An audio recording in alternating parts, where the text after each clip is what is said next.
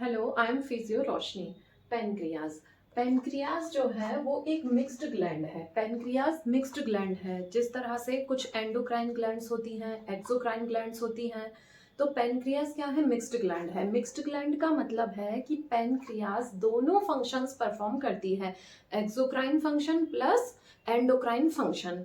तो पेनक्रियाज का जो एक्सोक्राइन फंक्शन है वो है डाइजेस्टिव सिस्टम पर।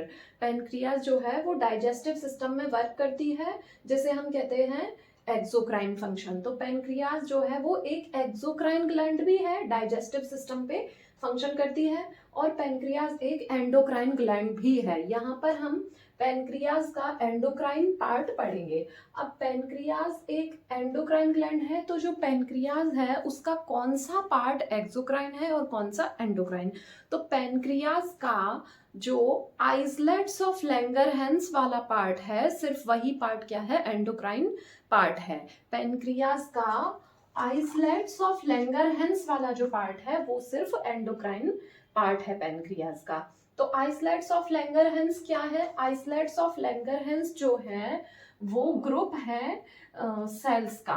आइसलेट्स ऑफ लैंगरहैंस के अंडर तीन तरह के सेल्स आते हैं। First is alpha cells, second is beta cells and third is delta sales. Pancreas जो है उसका आइसलेट्स ऑफ लैंगरहैंस वाला पार्ट एंडोक्राइन फंक्शन करता है। आइसलेट्स ऑफ लैंगरहैंस के अंडर तीन तरह के सेल्स आते हैं, alpha cells, beta cells, delta sales. अब अल्फा सेल्स जो हैं वो ग्लूकागॉन हार्मोन बनाते हैं, बीटा सेल्स इंसुलिन हार्मोन बनाते हैं, डेल्टा सेल्स सोमेटोस्टेटिन हार्मोन बनाते हैं। पेनक्रियाज क्योंकि एक मिक्स्ड ग्लैंड है, वो एक्सोक्राइन एंडोक्राइन दोनों फंक्शन करती है, तो एक्सोक्राइन फंक्शन जो है पेनक्रियाज का वो हम पढ़ेंगे डाइजेस्टिव सिस्टम में। अब पेनक्रियाज का जो एंडोक्राइन फंक्शन है वो पार्ट क्या है कि आइसलेट्स ऑफ लैंगरहैंस, पेनक्रियाज का जो पार्ट है आइसलेट्स ऑफ लैंगरहैंस, उसमें तीन सेल्स आते हैं, अल्फा सेल्स जो ग्लूकागॉन हार्मोन बनाते हैं, बीटा सेल्स जो इंसुलिन हार्मोन बनाते हैं, और डेल्टा सेल्स जो सोमेटोस्टेटिन हार्मोन बनाते हैं। अब ये जो पेनक्रियाज है इसका एक्सोक्राइन पार्ट डाइजेस्टिव सिस्टम में हम पढ़ेंगे। एंडोक्राइन पार्ट जो है एंडोक्राइन सिस्टम, उसमें alpha cells, beta cells, delta sales हो गए। अब अल्फा सेल्स ने क्या बनाया? Glucagon hormone. बीटा सेल्स ने बनाया इंसुलिन हार्मोन, और डेल्टा सेल्स ने बनाया सोमेटोस्टेटिन हार्मोन। अब हम पढ़ेंगे इन सभी हार्मोन्स के फंक्शंस।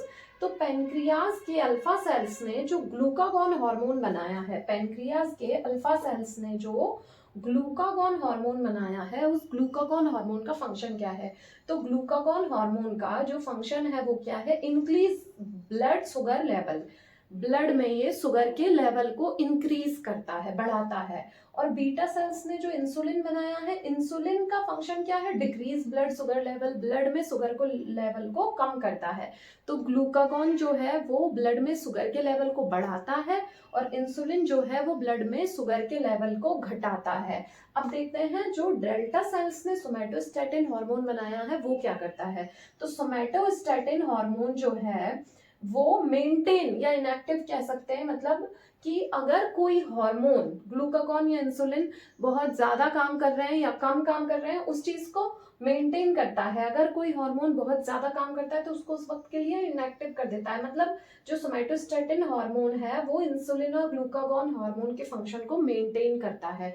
अब ग्लूकागॉन जो है हार्मोन वो ब्लड में शुगर के लेवल को बढ़ाता है नॉर्मली, मतलब एक जो नॉर्मल वैल्यू है उसको मेंटेन करके रखता है। लेकिन अगर किसी केस में अल्फा सेल्स हाइपर एक्टिव हो जाए, मतलब कि अल्फा सेल्स बहुत ज्यादा काम करने लग जाए, इसका मतलब होगा कि ग्लूकागॉन जो है वो ज्यादा फंक्शन करेगा, ज्यादा काम करेगा।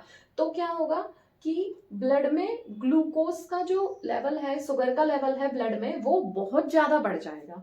जब अगर इन केस, अगर किसी केस में अल्फा सेल्स जो हैं वो हाइपर एक्टिव होते हैं, ज्यादा काम करते हैं नॉर्मल से ज्यादा, तो ग्लूकागॉन ज्यादा काम करेगा। तो ग्लूकागॉन का नॉर्मल फंक्शन क्या है इन जनरल, की ये जो है कम नहीं होने देता है ब्लड में ग्लूकोज के, शुगर के लेवल को ज्यादा बना के नॉर्मल रखता है। लेकिन अगर ये ज्यादा फंक्शन करेगा ग्लूकागॉन तो ब्लड में ग्लूकोज का, शुगर का लेवल ये बहुत ज्यादा बढ़ा देगा।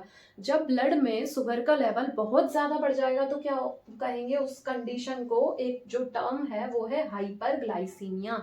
हाइपरग्लाइसीमिया जो है, हाइपरग्लाइसीमिक पेशेंट हो जाएगा। जो अल्फा सेल्स है उनका काम है ग्लूकागॉन हार्मोन बनाना। ग्लूकागॉन हार्मोन का फंक्शन है ब्लड में ग्लूकोज के लेवल को कम ना होने देना, बढ़ाकर रखना। लेकिन अगर वो नॉर्मल से ज्यादा फंक्शन करने लग जाए अल्फा सेल्स ग्लूकागॉन, तो ब्लड में जो शुगर का लेवल है वो नॉर्मल से बहुत ज्यादा बढ़ने लगेगा, जिसे हम कहते हैं हाइपरग्लाइसीमिया।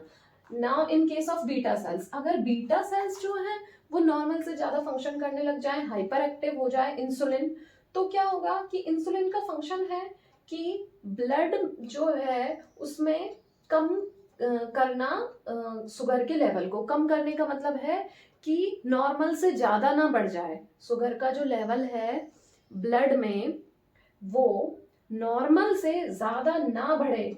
जब वो नॉर्मल से ज्यादा बढ़ता है तो इंसुलिन उसको कम करके रखता है, मतलब नॉर्मल करके रखता है शुगर के लेवल को ब्लड में। अगर इंसुलिन हाइपर एक्टिव हो जाए, बीटा सेल्स इंसुलिन ज्यादा फंक्शन करने लगे, तो ये कम करेगा ब्लड में शुगर के लेवल को, फिर कम करेगा, फिर कम करेगा, बहुत ज्यादा कम कर देगा, मतलब ब्लड में शुगर के लेवल को बहुत ही कम कर देगा। तो वो हो जाएगा हाइपोग्लाइसीमिया, हाइपोग्लाइसीमिक पेशेंट हो जाएगा।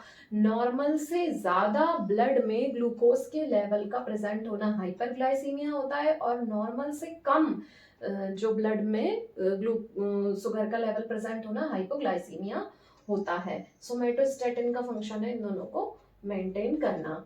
अब पेनक्रियास जो है हमें क्लियर हो गया है कि ये एक मिक्स्ड ग्लैंड है, एक्सोक्राइन और एंडोक्राइन दोनों फंक्शन करती है। एक्सोक्राइन फंक्शन इसका हम डाइजेस्टिव सिस्टम में पढ़ेंगे। एंडोक्राइन सिस्टम जो है वो अल्फा बीटा डेल्टा सेल्स और ग्लूकागॉन इंसुलिन सोमेटोस्टेटिन का फंक्शन हमने समझ लिया है। अब हाइपरग्लाइसीमिया जब है वो कंटिन्यूस परसिस्ट करता है तो वो क्या कंडीशन कन्वर्ट होती है, डायबिटीज मलाइटस। डायबिटीज मलाइटस जो है उस कंडीशन में क्या होता है कि हाइपरग्लाइसीमिक पेशेंट देखा जाता है।